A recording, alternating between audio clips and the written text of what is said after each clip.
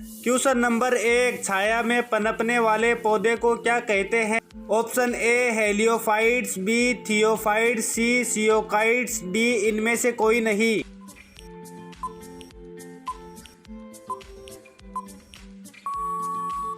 इसका आंसर रहेगा option C सियोकाइट। छाया में पनपने वाले पौधे को शेड प्लांट्स कहा जाता है। ये पौधे उन स्थानों पर उगते हैं जहां धूप की गहरी प्रतिभा नहीं होती है या फिर जहां सीधी सूर्य की किरणें प्रतिबिंबित नहीं होती है। ये पौधे अक्सर घने वृक्षों के नीचे छायादार वातावरण में या बड़े पत्तेदार वृक्षों की छाया में उगते हैं। शेड प्लांट के कुछ विशेष लक्षण शामिल होते हैं, जैसे कि उनके पत्ते अक्सर बड़े और गहरे होते हैं, जिससे वे सूर्य की किरणों को अधिकतम रूप से प्रकाशित कर सकते हैं। इन पौधों के अधिकांश फूल भी सामान्यतः कम चमकीले होते हैं, क्योंकि छायामय आवास के कारण उन्हें सीधी सूर्य की किरणों की कमी का सामना करना पड़ता है। क्वेश्चन नंबर 2, मनुष्य में मुख्य श्वसन अंग क्या है? ऑप्शन ए फेफड़ा, बी नाक, सी ट्रेकिया, डी क्लोम।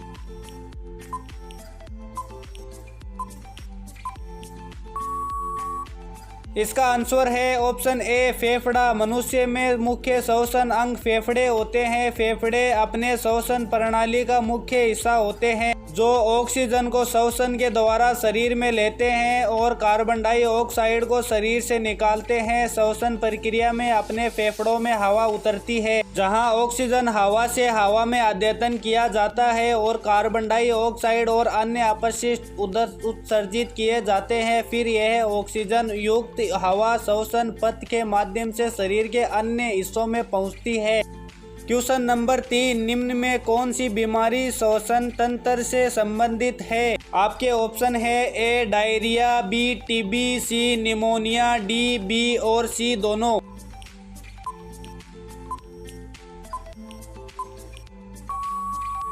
इसका आंसर है ऑप्शन डी बी और सी दोनों। टीबी और निमोनिया दोनों ही श्वसन तंत्र से संबंधित बीमारियां हैं। टीबी एक गंभीर बैक्टीरियल संक्रामक रोग है जो लंग्स को होता है। यह बीमारी एयरबोर्न होती है, यानी कि इसे एरोसोल से फैला जाता है, जो किसी टीबी संक्रमित व्यक्ति के उल्टी या खांसी के माध्यम से वायुमंडल में छोड़ा जाता है।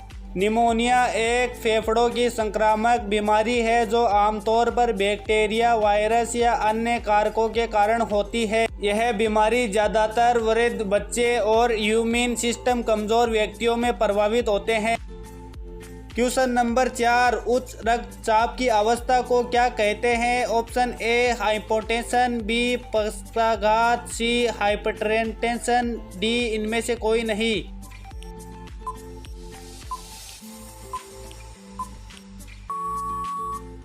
इसका आंसर है ऑप्शन सी हाइपरटेंशन। उच्च रक्तचाप को हाइपरटेंशन कहा जाता है। यह एक सामान्य मेडिकल स्थिति है जिसमें रक्तचाप की मात्रा उन लिमिट से अधिक होती है जो सामान्य मानक के रूप में स्वीकार की जाती है। हाइपरटेंशन अक्सर निदान नहीं होता है, लेकिन यह एक संकेत हो सकता है कि व्यक्ति को विभिन्न स्वास्थ्य समस्याओं का सामना करना पड़ सकता है, जैसे कि हृदय रोग, डायबिटीज या किडनी समस्याएं। यह लक्षण नजरअंदाज नहीं किए जाने चाहिए, क्योंकि लंबे समय तक उच्च रक्तचाप अनिर्दिष्ट समय तक चुपचाप कमजोर रक्त वाहिकाओं को नुकसान पहुंचा सकता है। क्वेश्चन नंबर 5, मछलियों में उत्सर्जित पदार्थ क्या है? ऑप्शन ए एमिनो अम्ल, बी यूरिक अम्ल, सी यूरिया, डी अमोनिया।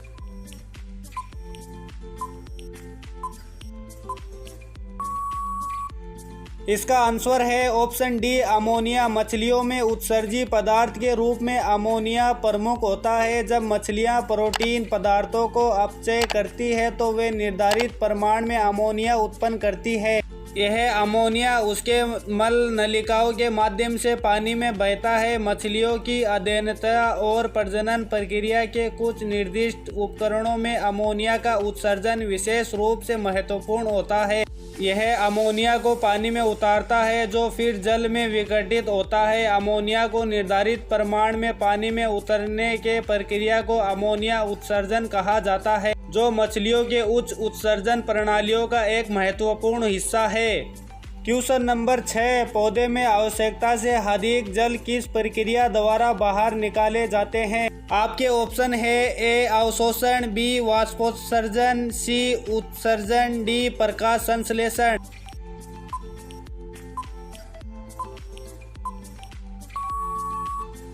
इसका आंसर है ऑप्शन बी वाष्पोत्सर्जन। पौधों में आवश्यकता से अधिक जल को वाष्पोत्सर्जन के द्वारा निकाला जाता है। वाष्पोत्सर्जन एक प्रक्रिया है जिसमें पौधों के पत्तों के छिद्रों के माध्यम से पानी को बाहरी गर्मी के साथ अद्यतन किया जाता है।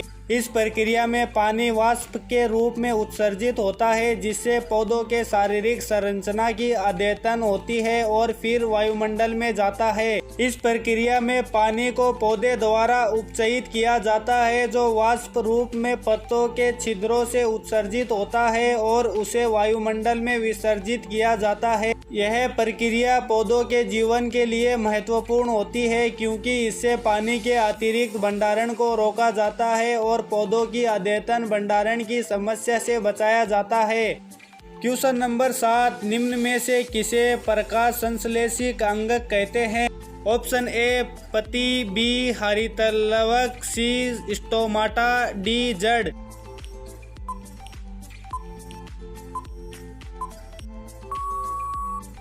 इसका आंसर है ऑप्शन ए पत्ती। प्रकाश संश्लेषी अंगकों में पत्ती शामिल होती है। पत्तियों का मुख्य कार्य प्रकाश को संश्लेषित करना होता है जो फोटोसिंथेसिस के लिए आवश्यक है। पत्तियां सूर्य के प्रकाश को अपनाकर रास्ता बदलकर अपनाती है और इसके परिणाम स्वरूप प्रकाश का उपयोग फोटोसिंथेसिस के लिए किया जाता है जिससे पौधा खाद्य बनाता है। हरितलवक और स्टोमाटा भी पौधों में महत्वपूर्ण होते हैं लेकिन वे अन्य कार्यों के लिए जिम्मेदार होते हैं। हरितलवक जल को और ऊर्जा संश्लेषित करने में मदद करते हैं जबकि स्टोमाटा पारिश्रमिक विनिमय के लिए उत्तेजित होते हैं और वाष्प निकालने के लिए खुलते और बंद होते हैं। क्वेश्चन नंबर 8, पौधे में गैसों के आदान प्रदान के लिए रहते हैं। ऑप्शन ए जड़, बी रंध्र, सी टहनी, डी तना।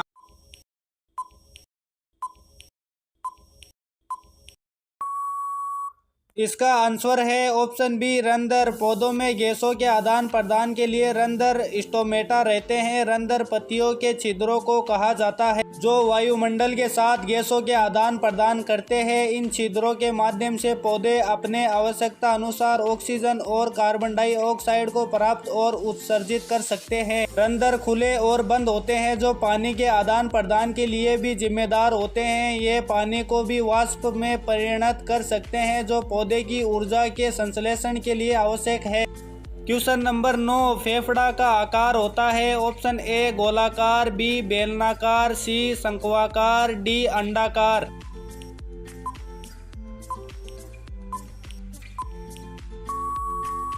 इसका आंसर है ऑप्शन ए गोलाकार। फेफड़े का आकार गोलाकार होता है। ये जीवाश्म अंग होते हैं जो हमारी श्वसन प्रणाली का महत्वपूर्ण हिस्सा है। फेफड़े दो होते हैं, एक दाएं और एक बाएं, जो हमारे सीने के पिछले हिस्से में स्थित होते हैं। फेफड़ों का गोलाकार होना उन्हें अधिक सतह क्षेत्र प्रदान करता है जिससे ज्यादा ऑक्सीजन हवा से श्वसन के द्वारा शरीर में लिया जा सकता है। दोस्तों, आपका लास्ट और आखिरी क्वेश्चन है। क्वेश्चन नंबर 10, भोजन का पाचन किस प्रकार की अभिक्रिया है? ऑप्शन ए उपचयन अभिक्रिया, बी संयोजन अभिक्रिया, सी अपचयन अभिक्रिया, डी विस्थापन अभिक्रिया।